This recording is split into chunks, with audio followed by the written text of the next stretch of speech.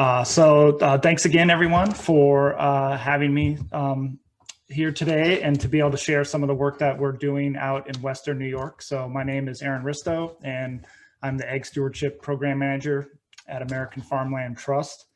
And I'm going to highlight 3 different ways of communicating measures of soil health benefits based on some of the work I've been doing. Let's see. Next slide is not advancing. Let's see. There we go. So American Farmland Trust, for those of you who don't know, it's a nationwide nonprofit, although we're only in a handful of states or areas of the country. So we have the saying of saving the land that sustains us, but we have 3 areas of focus that we try to integrate together. So protecting farmland, that's usually through conservation easements is one approach that we have.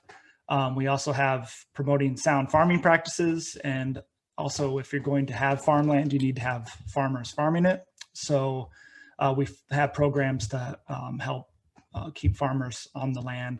My area of focus is the promoting sound farming practices. And so that's and it's mostly through the soil regenerative practices. And you might have seen the No Farms, No Food bumper sticker around. So that's my organization there, American Farmland Trust. So I'm just going to kind of get us thinking a little bit about the costs and the benefits of soil health management, and which is kind of linked to measuring soil health.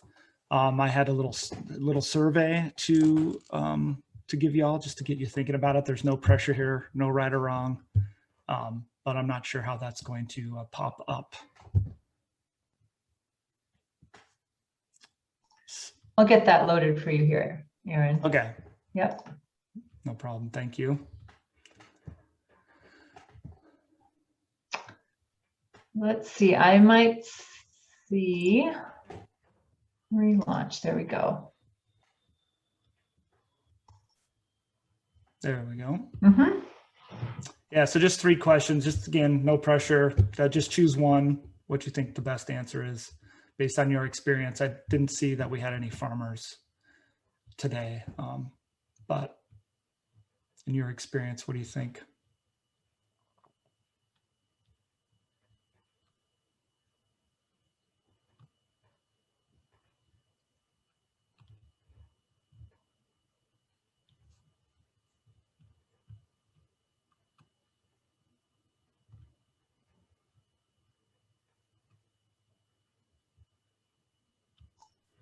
So we'll just again, if you're able to see that poll, go ahead and look through the questions and choose the answer that most applies to you. Even if you're not a farmer yourself, you probably have some idea or opinion about the benefits to adopting soil health practices.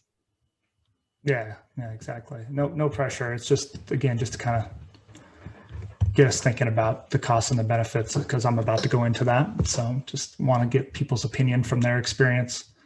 So we'll just give it it seems like some are coming in now. So we'll give it another couple of seconds.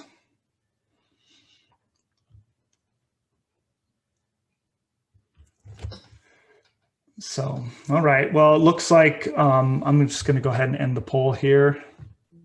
Most of the folks have voted.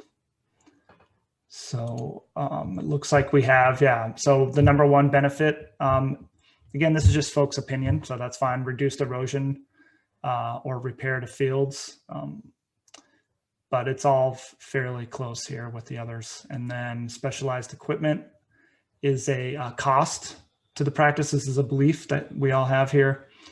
So that by and far and away was the number 1 choice there. Cover crop seed, another one. And number 1 barrier to adopting soil health based on this group's opinion, we got lack of technical assistance or knowledge, and then management complexity. So I'm not sure how I get out of this. I'll just click off. Okay, so you can see my screen again, I hope. Let me know if you can't. So next is so I just, again, there are costs and benefits to adopting soil health practices, and some of the things have been brought up already today. And, there is this common belief that adopting soil health practices doesn't add up, that there is that the gains are too long-term, or that just overall is too expensive. And so a lot of times folks just avoid beginning that journey altogether because of that belief. But we are showing that there is economic and environmental evidence that soil health practices do work. And the approach that AFT has in New York is that we're basing this information on farmer experiences and demonstrating this on real farms, and told through case studies. And so I'm going to share a little bit about that. So I'm having a hard time advancing these slides. Okay, there's a delay. So the main overall arching way that we're sharing this information is through the Genesee River Demonstration Farm Network. And I'll talk a little bit more about that in a second, but the farms, but overall the goal is to learn from local farmers with successful soil health implementation. So we're developing this network of farms. We're highlighting certain farmers in the watershed who have done practices around soil health for a number of years. And then we are interviewing them and getting data from their farm to learn about the changes in economic benefits and costs from their real life experiences, because the belief is that this is what farmers would want to hear, is directly from their neighbors. And we're also learning just about their observed changes in soil quality like erosion or water runoff. So it's more anecdotal stuff. Like, do they feel that, a lot of times we hear that the soil just feels softer, it's easier to plant into, not as easy to quantify or measure.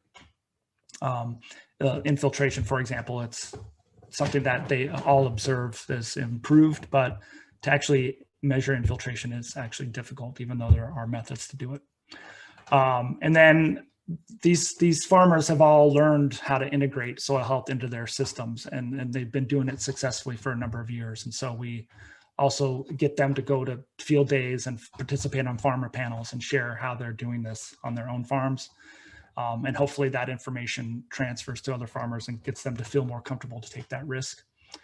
And like I said before, we've been writing these case studies, and we have a few different funding sources for that. So the NRCS has been a big funder for us, the Great Lakes Restoration Initiative, and the New York Farm Viability Institute. So we're creating as many case studies as we can. They take a lot of time to make, but we have 11 farms in our network.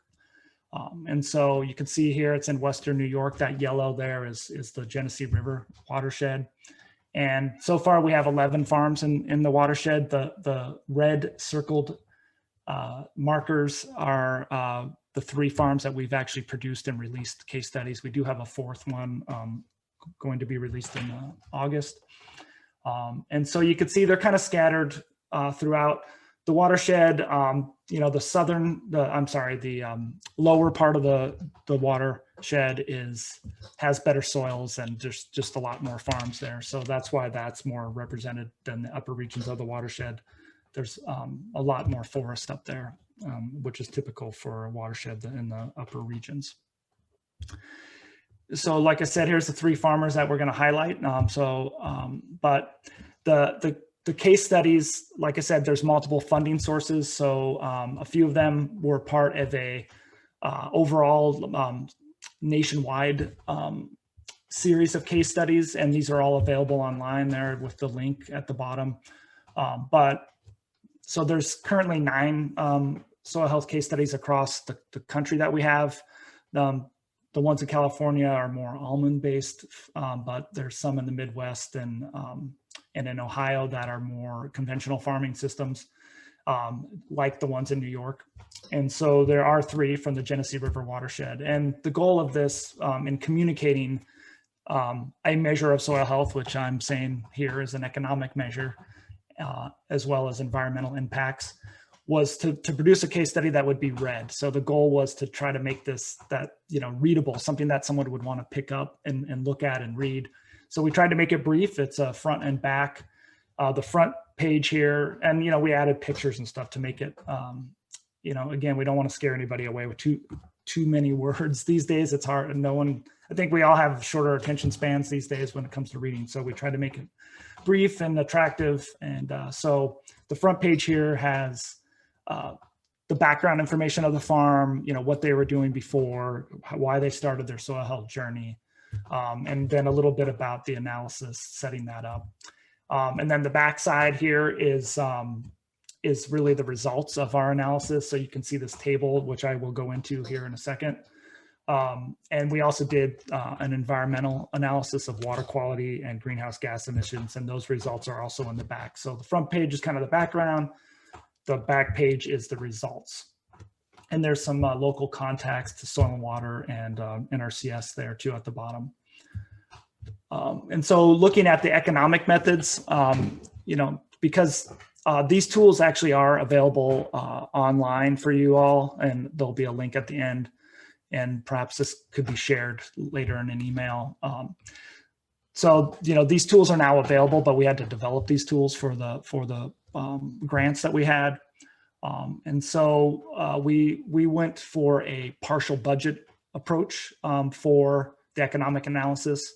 And that's estimates the economic effects, the benefits and the cost of changes in the farming operation. So you're assuming that most of everything around the farm and even around the changes stay the same. You have taxes on the land and that sort of thing, and those all stay the same. So we focused only on variables affected by the change. And so you were doing something, now you're not. What's that change in that thing that you were doing cost something, now it doesn't. Or you added something. So you weren't paying for something before, now you are. And so you're just looking at those variables of change, and from the before and after practice implementation. So, before you were cover cropping, before you were no-tilling, what was the baseline, and then now the change. And the primary effects that we evaluated are machinery costs, fertilizer, pesticide inputs, yield increase or decrease or maintenance.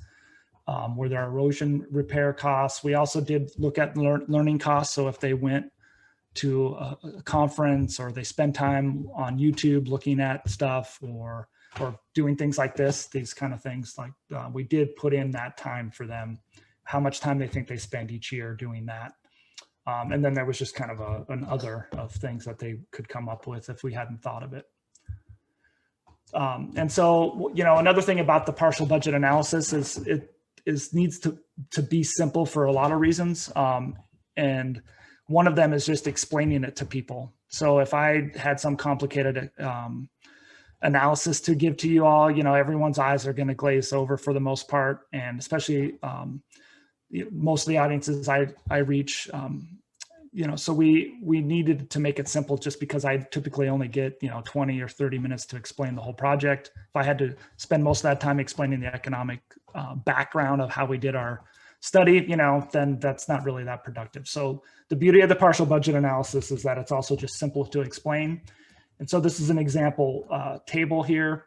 And, it's basically kind of, you can look at it like a scale. There's a balance. So the green side is one side of the balance, and the red side, which is the cost or decreases in income, is on the right side there. And so, like I said before, you're looking at things like machinery costs, so that is now, if you're reducing your, if you're reducing your machinery costs, then that's going to tip the scale into the positive net increase in income. You're reducing machinery, you're reducing your erosion repair in your fields, that sort of thing. Those are going to have certain increases in your income, but then there's also things that are going to cost you some. So that's going to put the scale down to the other side. And so you have like the cost of cover crop seed, or you have to, you have learning activities. You're going to different events, and those have a cost of your time. And so, like I said, overall, you have this balance. So you're kind of like getting it weighed one way or another. And of course, the farmer wants it to weigh towards the green side there, to have an increase in the income. And so as you put things on one side or take things away, that creates this balance, or you're looking at an overall, what the increase or decrease is in your net income. And that's how we did the partial budget.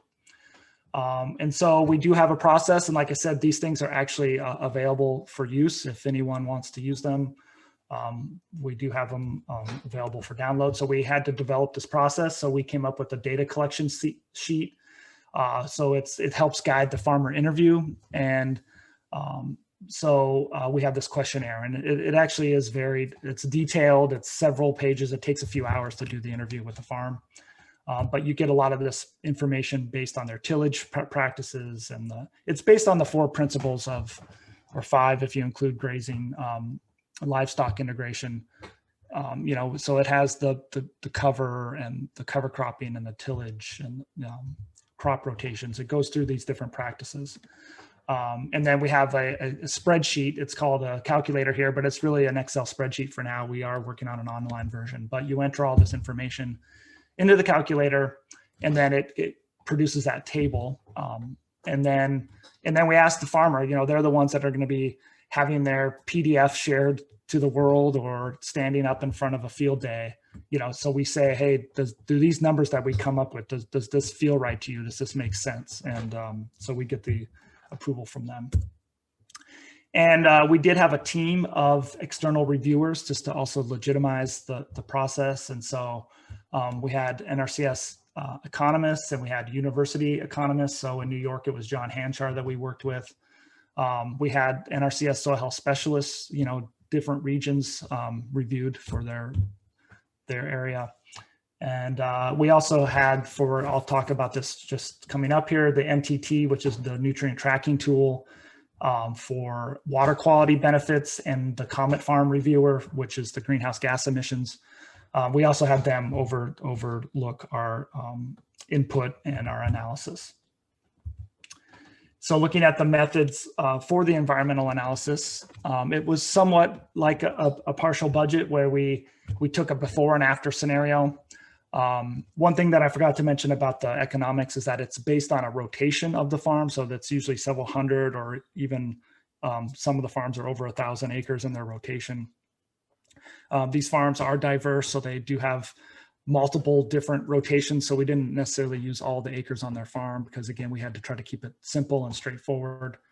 When we did the economic analysis, though, the different models that we used, so the nutrient tracking tool, which is based on water quality, we just looked at a single field out of that rotation as an example of the benefits that we could get.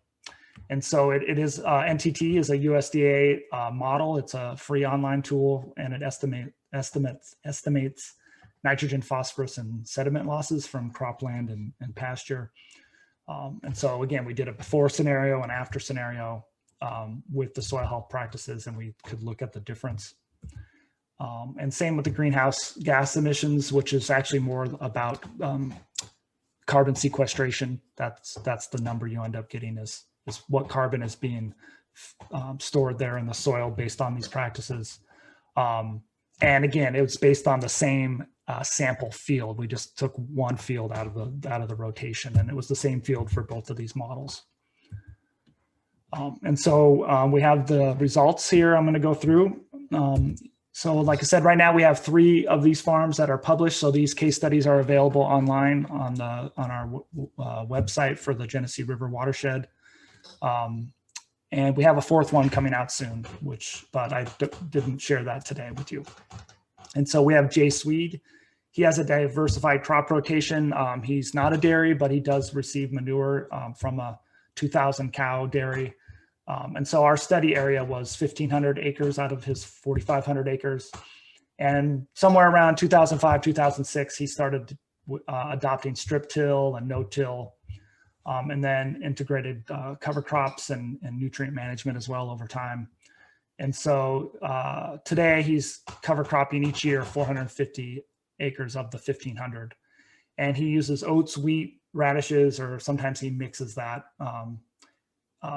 in sweet corn in strips. So he's planting these in strips after alfalfa and corn silage.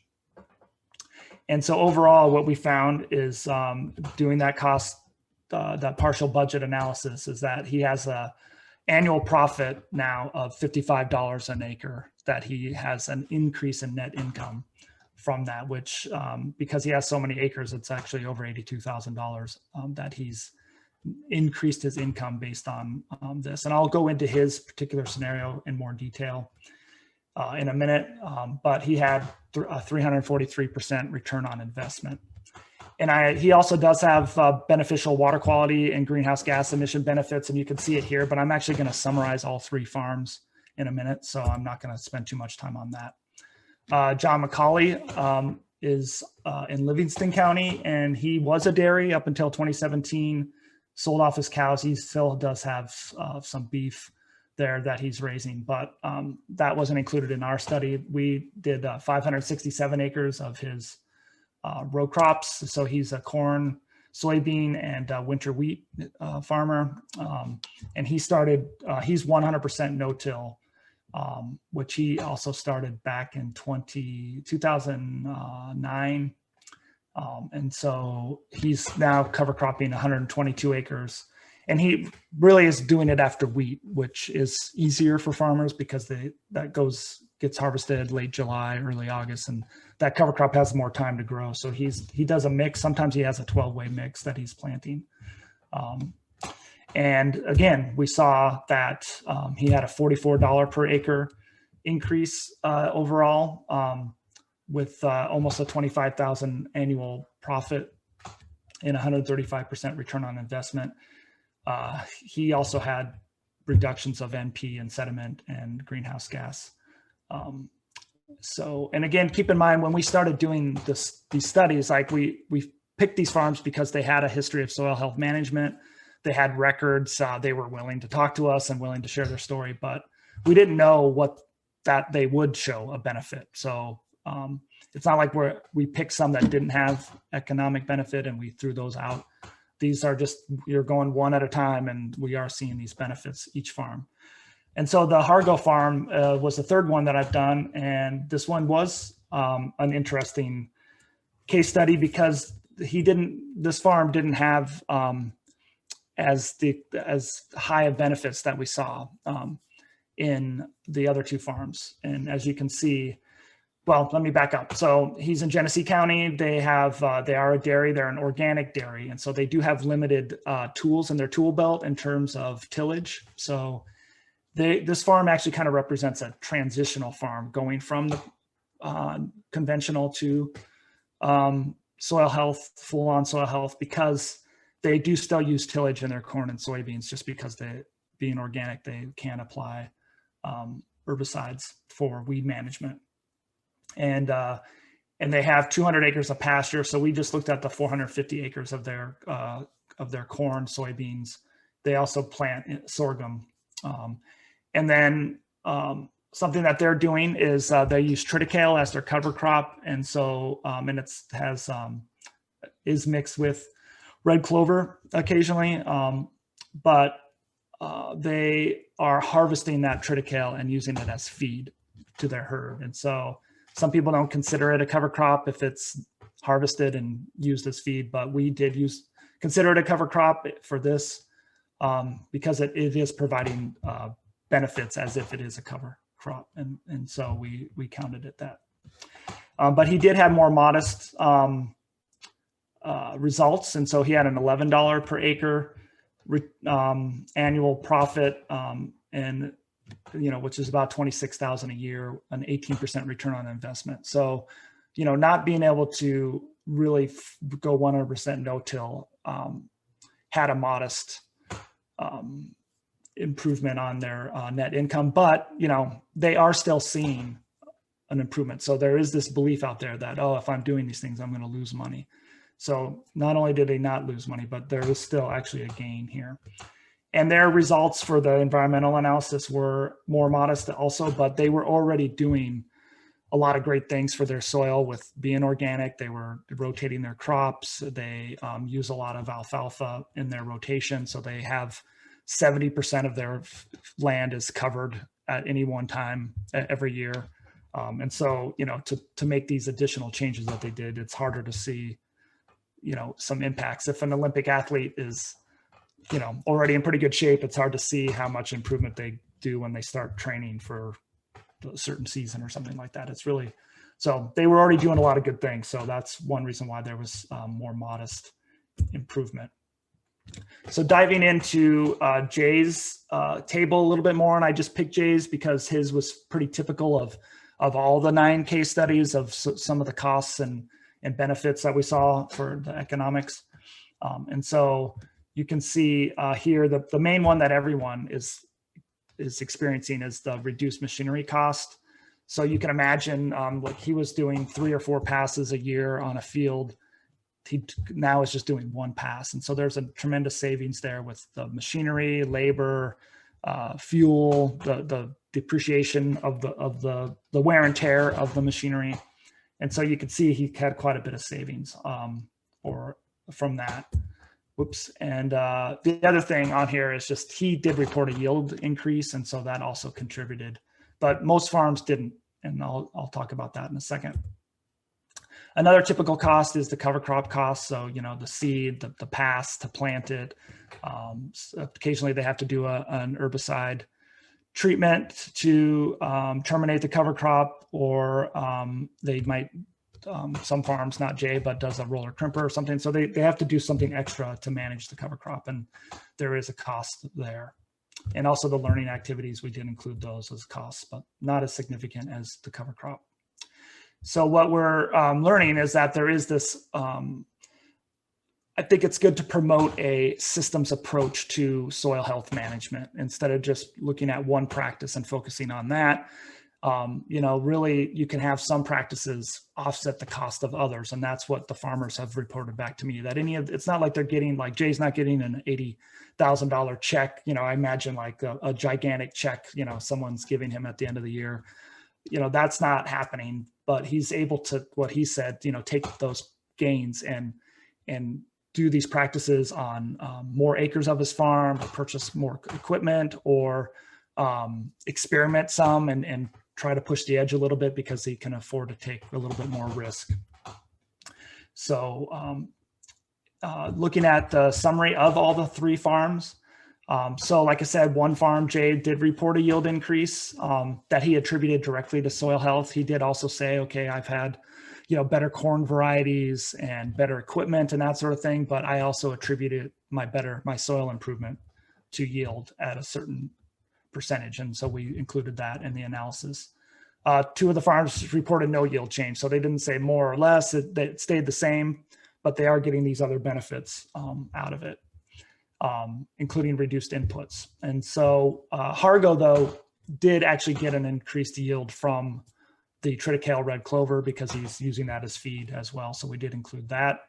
And so a 33% increase for sweet corn is what Jay reported based on his soil health management alone. And all 3 farms reported an increase in income. We had this average increase of $37 per acre, and you saw that there was quite a range. They all reported positive return on investments, and the average was 165%. Again, I kind of talked about that already, about the range. So fertilizer costs. So, we have been talking about pesticide use and fertilizer use and the effect on organisms. And so there's benefits to that, but there's also some economics to consider. And so Jay, I can't remember actually, I'm sorry. I think it was Jay that reported the reduction in fertilizer costs. The other 2 farms reported no change, but we had the savings of $41 an acre per year. And for the machinery, fuel, labor costs, 3 farms reported, all 3 reported a reduction of costs, and that did come from the reduction of tillage. So they saved $36 per acre per year just on their reduction of tillage. 2 of the farms reported no change of pesticide use, but one farm did, and that was $11 per acre. And there was learning costs, so there was quite a wide range. So we had an average of $1.09 per acre that they were basically spending on learning.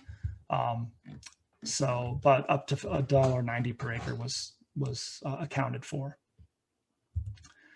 Looking at the environmental benefits. So, the first measurement that we used is the economics. The second measurement is the environmental benefits. And so, like I said, we just picked one field out of all of them to highlight. And so we had the average field size was 16 acres. The range though was 10 to 25 acres. So that is pretty typical for New York. We don't have like really large fields, even in Western New York. And so anyway, so based on these fields of around 16 acres, we looked at the reduction. And so we did the weighted average based on the size of the field, and the average reduction of nitrogen from going from no soil health practices to the soil health practices, which does include nutrient management, was 49%. And the average of phosphorus was 80%. And sediment losses was 83%, but we had up to a 99% reduction based on the USDA model. And as far as the climate improvement, which actually looks at sequestering soil, or sorry, carbon into the soil, was a weighted average reduction of 366%. So the range was 69 to 476. That 69% was the Hargo farm, the organic dairy that was already doing a lot of things first. And that's the equivalent of taking 4 cars off the road annually, roughly. That's the impact. And that's on that 16-acre average field. So from 16 acres, you're getting 4 cars. You know, that multiplied over an entire landscape might add up to something, or you might think that that's not going far enough. But that's what we have based on the models here for the environmental benefits. And here's just some photos of some of the farm practices. So John McCauley is planting green. And so he has this roller crimper going out and rolling down his cover crop. And you can see in the bottom corner here, the tractor is following right behind, planting corn right behind it. And then there's Jay planting in between his strips. And I really like the photo on the right, just because, you know, if you're a raindrop and you're hitting the soil here, you know, that's getting absorbed. The energy is getting absorbed by that cover, you know, because it looks like it's covered 100% if you look at sort of to the side there. And that's basically the effect that it's having on rain. And so that the energy of that rainfall is getting absorbed, and it's allowing for greater infiltration. And you can also imagine the roots underneath, you know, are being maintained. And so this is just a really good photo of his practice there. I did spend some time prior to my time at American Farmland Trust. I was with the Cornell Soil Health Lab for a number of years. And so I feel comfortable sharing a little bit about their measurement tool, which is a direct measurement of the soil itself. It's been around since 2006. And so there's a lot of, probably most of you on this course has heard of it, at least, if not used it. But it is one of the most comprehensive tools. It was the first commercially available soil health analysis, but now there are others. But since I have experience with this, I'm going to focus on this one. And so what is different or special about the Cornell test is that it does integrate physical and biological functioning as well as chemical, where, you know, traditional soil testing is just looking at the nutrients. And so you can have, so it's really about the functioning of the soil. So you could have all the nutrients in the soil, but they won't be available to the plant because you have other issues with either microbial activity or compaction or something limiting the root growth or access to the roots' access to nutrients. And so these are showing other pieces of that. And so it uses indicators. You can't measure soil health directly. So the lab did a lot of tests, over 45 different tests, in creating this tool, and they came up with these as the best in terms of its cost effectiveness and also providing information, also being able to measure changes in a relatively short period of time. And so you use indicators. It's kind of like human health. Again, you can't look at a person and say, you're this healthy. So when you go to the doctor, you take your blood pressure, your height and weight, you take your temperature. These are all indicators of your health. And if you have a high temperature, then the doctor might explore more. And same with the soil here. If there's some indicators that are kind of showing up red or yellow, you know, then it's an invitation to explore more.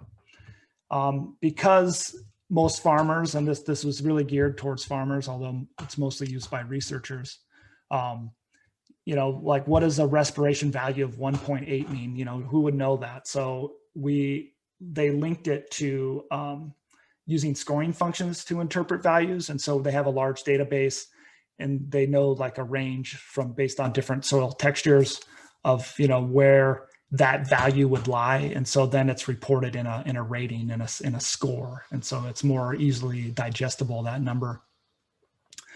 You do get an overall soil health score, but mostly we like to focus on the individual indicators. And the report does have targeted management suggestions in it, but it's just a guide. It's not a prescription like you might get with a chemical test. It's just like you have these constraints.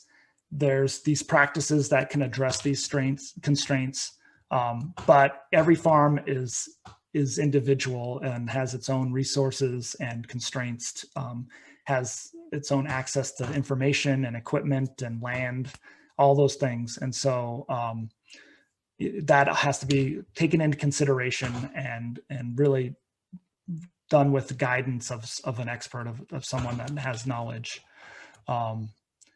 So yeah, drawing on information from different sources, field days, workshops, local experience. But you use this information to adapt a report to manage, you use the information from the report to adapt a management strategy that would fit the individual farm goals. And for those of you who are familiar, Cornell does have its own 6-step process, but this is really the NRCS step 3, resource inventory. So it fits into the NRCS planning process as well. And so, yeah, the information, basically it's like a loop where you're measuring the soil health. You have certain goals in mind. This test is meant to be, there's a lot of thought that goes into it. So you should have a goal when you sample first. This isn't something where you're going to go out and sample every field. You would have a specific question that you're asking. And so a lot of times it's where you're about to start. So you've conventionally tilled a field for forever, and now you're going to switch to no-till. So you'd want to take this test at the beginning to get a baseline and say, oh, well, here's where it's at now. I'm going into no-till. Is it improving? Am I doing it enough here to see improvements? And so you'd measure over time. Again, it's like getting on a scale. If you were going to do a weight loss program or something, you'd get on the scale. Here's where I'm starting. Here's where I want to go. You keep getting on the scale and seeing if your plan for your diet and exercise is working. And it's the same for the soil health test.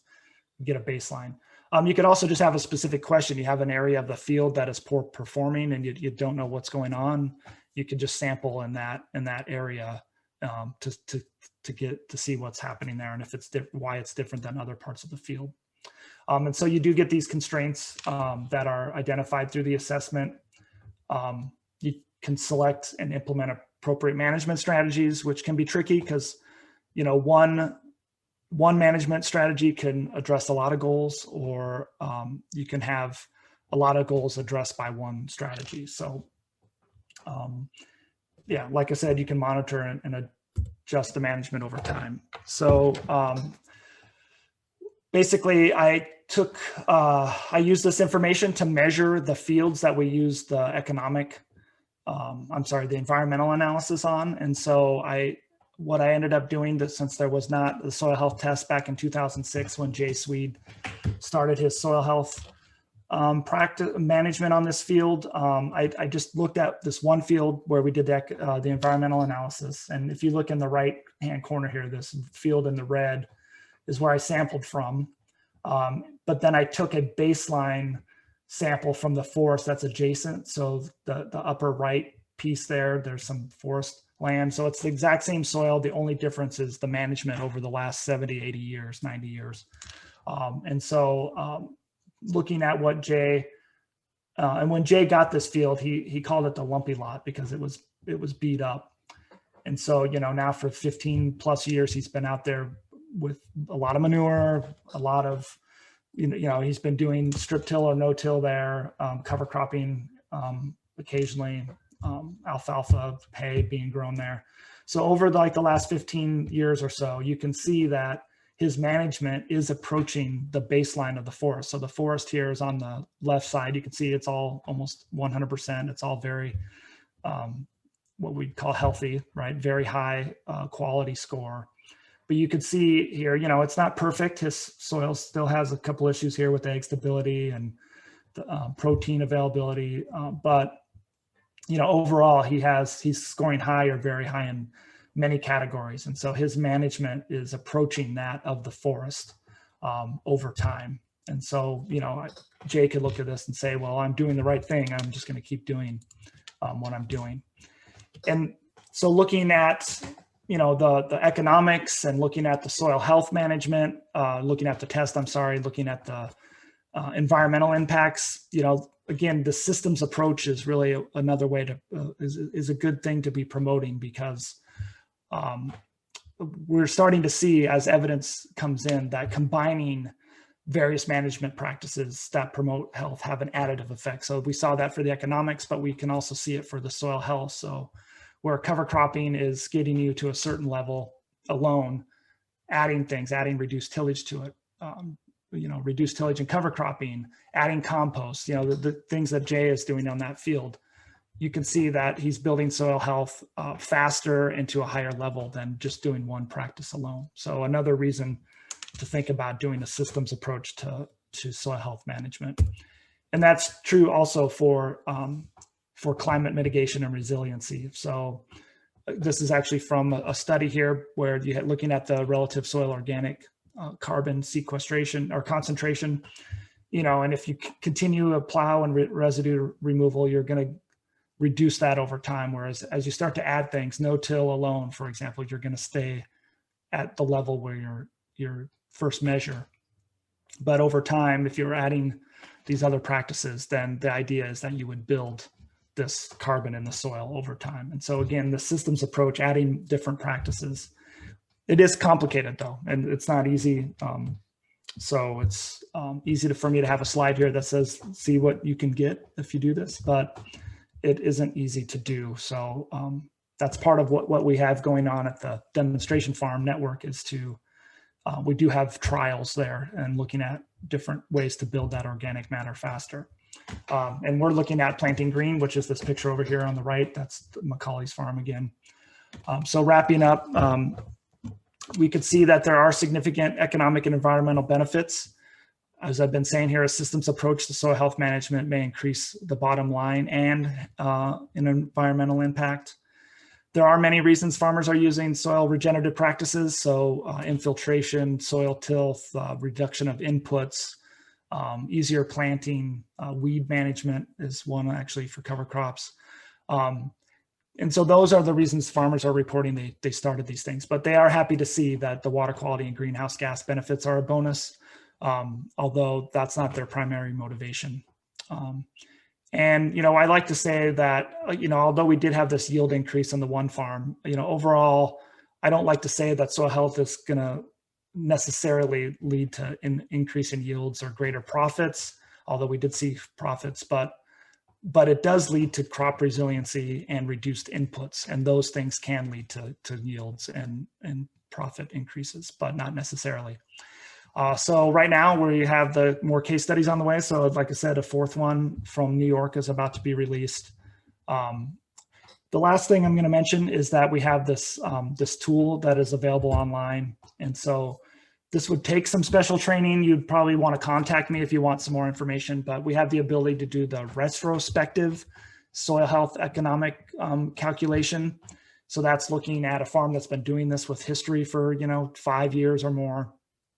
And so there's a piece of the questionnaire. This is just one of 24 pages, but that's available online. And then, but you also might find that the predictive soil health calculator might be better for farmers that are curious about doing new practices, but want to know the effects that they have. And so these are farmers who are on the fence, but it estimates the potential short and long-term costs and benefits of adopting practices. And so that one might be more appropriate for you. The retrospective one is more if you're going to create a case study and use use their analysis at field days and that sort of thing. But the predictive one is more like technical assistance, where you would try to show these farmers that there is a benefit and try to convince them to do that. So these are available online. Email me if you want more information about that. I do have a video. I'm not sure if you want me to take the time to show it. It's a 5-minute video. I already kind of went over a little bit. And so let me know, Stephanie, if you want me to show that. But yeah, I think that would be great. Thanks, okay. Aaron, and please do share the video. All right, I will do my best to do that. Let's see here if I can do this. So right now you cannot see my screen, or can you? Yes, I see it. So does it look like a YouTube video about to be like played? Yes. So the only thing is the sound. I'm not sure. I think something special has to be done with the sound. But I'm not sure. We may have to have you stop sharing. Actually stop sharing, and then when you reshare, you'll see an option kind of at the bottom of that panel, and that's where those sound choices are. Okay.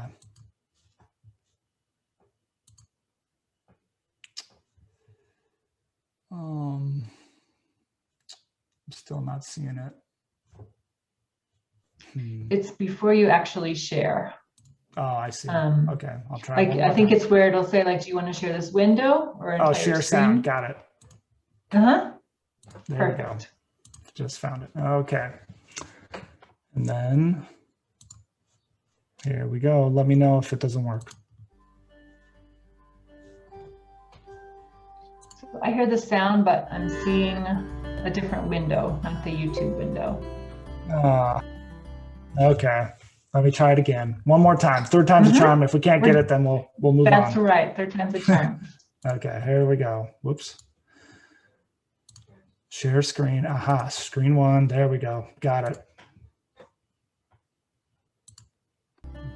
Back it up. How's that? Perfect.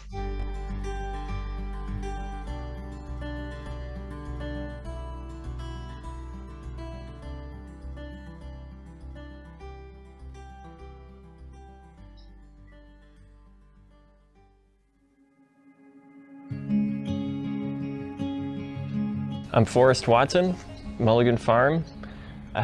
We have been farming for 100 years now, milking 1,320 cows right now and operating about 2,800 acres.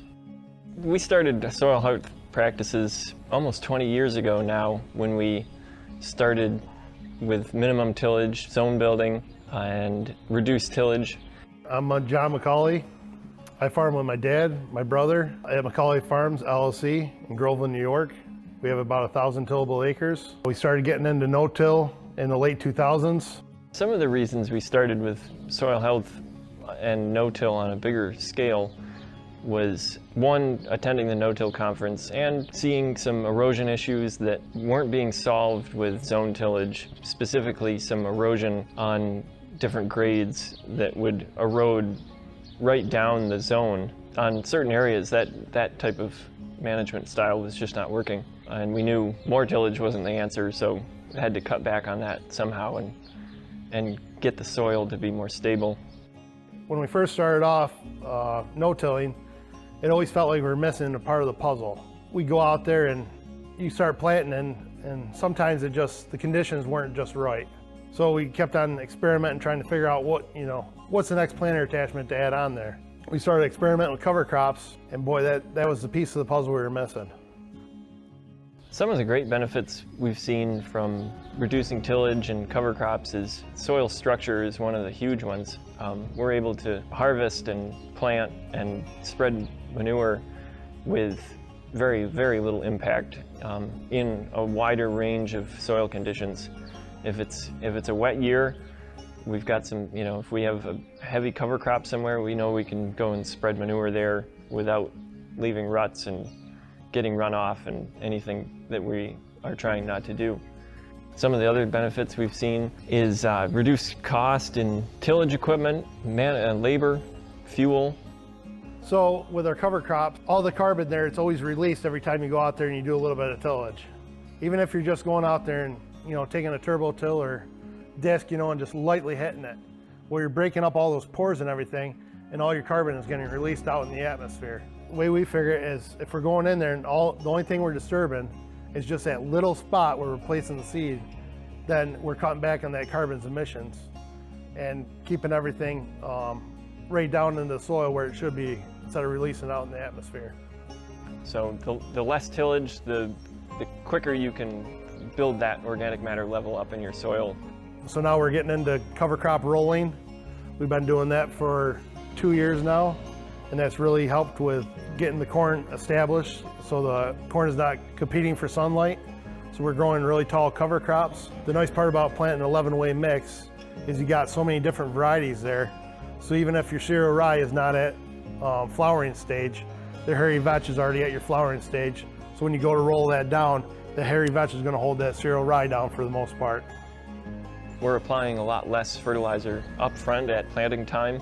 We rely on the manure more, and the certain cover crop varieties have a big impact. If you can grow legumes and have a crop rotation that provides nutrients for the next crop, that has really cut down on inputs for us. A couple of years ago there, we got a 4-inch rainstorm. My neighbor, he's all conventional till. At the end of this rainstorm that we got, there's 4 inches of water, and his conventionally tilled fields had rips all in them from the water just washing away his soil. Right on the other side of the road, he had a cover crop that we just planted into, and nothing had moved. I went over to the ditch and held my hand there, and it was just clean water, if any, coming off there. Just as clean, you could drink right out of it if you wanted to. The one line I like is, do your homework before your field work. Overall for us, no-till and cover crops has eased our planting seasons and harvest seasons. We have kind of a plan down now that at this time we try and be seeding all our cover crops right out as soon after we harvest as possible. And in the spring, it seems a little bit more relaxed than running around with tillage equipment to every field. Overall, it's made it easier on us, and definitely easier on the ground. Yeah, it's been very beneficial for our operation.